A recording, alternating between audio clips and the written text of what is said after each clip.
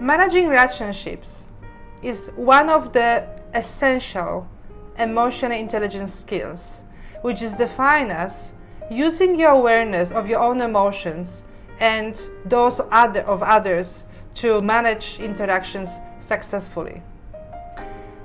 If you're interested on how to increase your emotional intelligence level when it comes to relationship management, stay tuned, as I will be sharing with you few simple tips.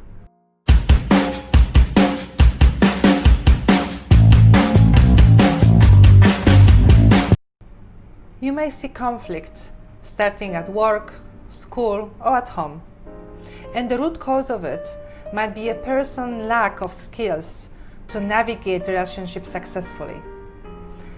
The good news is that we all can do something to improve our relationship with others. So let me share with you 4 simple tips on how you can increase your relationship management skills. Tip number 1. Back up your decision. When you make a decision, and especially the not so popular one, ensure to have your whys explained to the people you're talking to, so they can understand where you're coming from.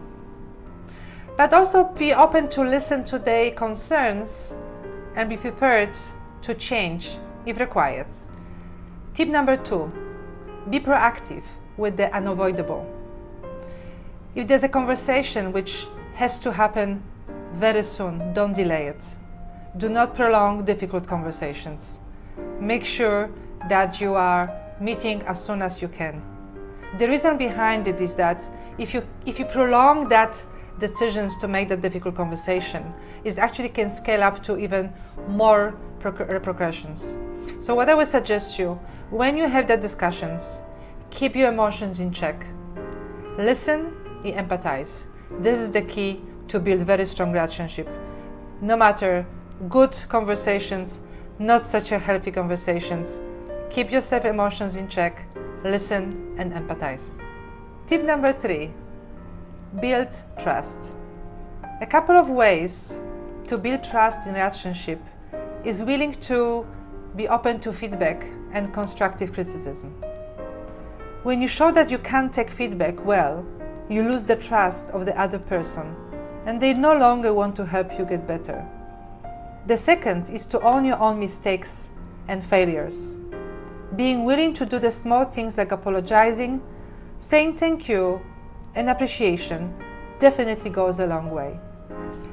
And the last tip, tip number 4, acknowledge where the person is.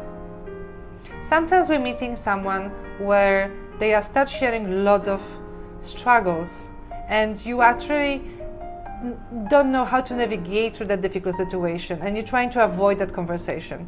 The first step is to acknowledging and apologizing that I'm so sorry, but can you really explain me what's happening? I cannot really now at the moment hear you. Can we have the chat another time? It might be better to be honest rather than really skipping that conversation altogether. So having honest conversations, it can build trust and understanding from each other. And remember, 50% of relationship is also you.